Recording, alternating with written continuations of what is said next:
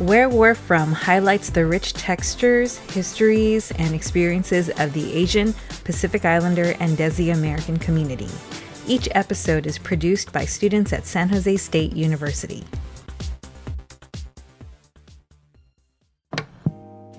Birdies, welcome back. I'm your speaker Jazz, one of your J's, here to introduce episode 2 of our 3-part series. Did you trip for us to fly back? Well, here we are, and today is another day and another topic. The topic today is the attack on Vilma Kari. Now, I know many of you don't know about this case, since it didn't get a lot of media attention, but this is why we are here to explain it more, since it relates to our overall theme of Asian hate. This case is a direct effect on the racial prejudice on Asians because of the COVID-19 pandemic. A little disclaimer for our audience, since we will touch a subject that is sensitive to some viewers. Now, I'll have my J's, Jody and James, with our woodpecker, William, take it away, and have our crow, Claudia, finish it off. Do you guys know about this case? Which case? The assault of Vilma Kari. Well, I clearly don't. Actually, me either. Wait, so none of you guys have heard of this case? Well, this case is a little bit old. It's from March 29th, 2021, but the conviction wasn't made until December 14th, 2023, which is why it is a current event. If you guys really don't know, I'd be happy to inform you guys more about it. So, I guess to our audience, it seems like this episode might be a little different from the previous one. So indulge us. So who is Vilma Kari? She is a 65-year-old Filipina immigrant. So that was the motive, because she was an older woman? Well, Jody, if that wasn't the motive, then what was? Keep in mind that this event was during the peak of Asian hate, where many people blamed Asians for the cause of the previous pandemic. Oh, so the motive was because she was Asian. Correct. So what exactly happened in this case? So, she was walking near Hell's Kitchen in New York City on her way to church when it happened. The man kicked her to the ground and stomped on her head repeatedly. Was there the bystander effect? Actually, there was, unfortunately. No one stood up for Vilma for the first few seconds. Most people watched, as seen on the footage. That's unfortunate, but it sadly happens so often because people assume others will stop the event. Oh, I just found an interview about what the guy said before he attacked her. Well, what did he say? It says he allegedly told her, "Fuck you, you don't belong here, you Asian." Yeah, a lot of people say cruel things before acting on it. It's like they're using their words to justify the violence they're about to commit. That's pure hate right there. It's sickening to think people can harbor so much anger toward someone just because of their race. And it's not even just anger. It's ignorance and entitlement too. Like, what makes someone think they have the right to say who belongs somewhere? Exactly. It's a mix of hate and a complete lack of humanity. These aren't just random acts.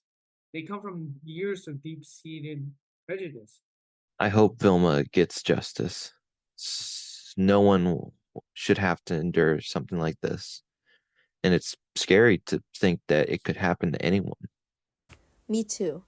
And I hope it brings more attention to the anti-Asian hate that's been rising. Yeah, a lot of people say cruel things before acting upon it. So who even is the perpetrator? The perpetrator is a 30-year-old man named Brendan Elliott. Was he a regular guy or what? Well, he kind of had a background. In 2002, he killed his mother, then was released on parole. Wait, hold on. He killed his mother? He killed his mother and was still let out? How does that even happen? Yeah, I know. It sounds shocking, but that's what happened. The justice system decided he'd served enough time. That doesn't make any sense. You take someone else's life and then they just let you go? What were they even thinking? Exactly. Like, did they even evaluate him properly before releasing him? It feels like they just brushed it off. They probably thought he was rehabilitated, but clearly that wasn't the case. So He went from killing his mother to this? How does someone even escalate like that? Or is it just a matter of time before something else happens? It's terrifying to think that they didn't see this coming. Like how many signs were missed? Right, and because of that, this tragedy happened to Vilma Kari. It's so upsetting. One failure in the system and another person just gets hurt as a result. Yeah, it's not just about what he did. It's about what could have been prevented. It's heartbreaking to think this all could have been avoided. Exactly. It's a stark reminder of how much reform the system still needs.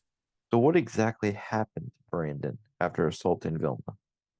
Well, he was arrested in 2021, but wasn't sentenced until late 2023. It isn't really known why they took so long, but that's what happened. Well, trials always take a while because you have to get evidence and you also have to prove to the judge certain things. Yeah, along with the perpetrator deciding what to plea. Well, the trial itself caused a lot of uproar.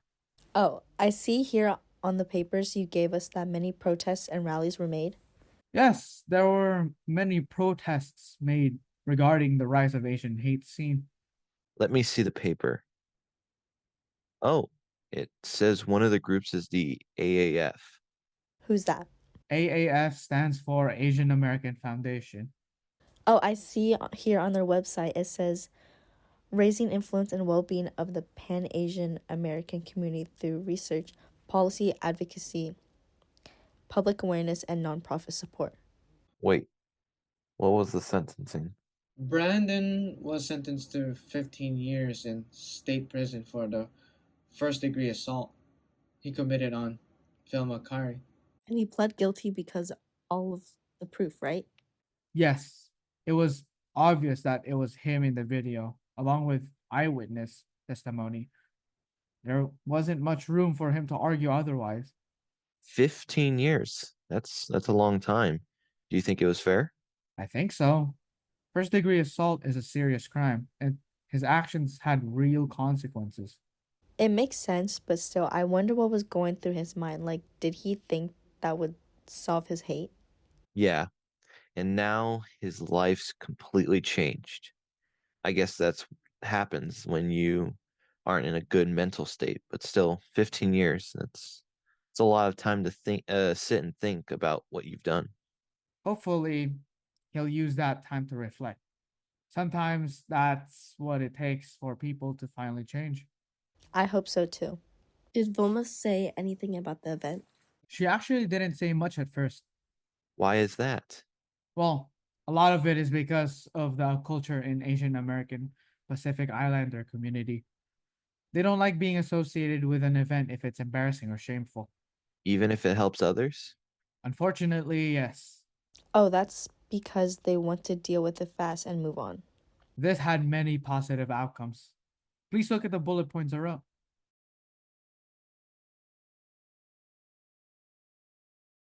The thing that catches my eye is that Vilma's daughter started a project to help other Asian Americans to share their story. Yes, that is correct. And it has helped many people since they gained the courage to speak out on their experiences. Why did it take Vilma a few years to speak out? Well, it's most likely because of the fear that Brandon placed on her. Being attacked out of nowhere for no reason is very traumatizing. That is true. Yes, and this is still affecting her till this day, even after he was sentenced and locked up. Thank you, James, for telling us this event. Yeah, it was eye-opening that this could happen out of nowhere. As we stated in the intro, this episode was a bit intense. This is not the first or only event that has happened as a result of rise in Asian hate. This wasn't even an event to avoid. It kind of just happened out of nowhere with no warning whatsoever. As you take in all the information we gave, ask yourself these questions. How did the pandemic fuel anti-Asian hate? What can we do as individuals to fight against Asian hate? and what needs to change to prevent incidents like this in the future? These are important questions to ask yourself as you go on in life. Vilma isn't going to be the last victim of Asian hate or hate in general. You could be next. And with that said, it's time to fly the coop. Until next time.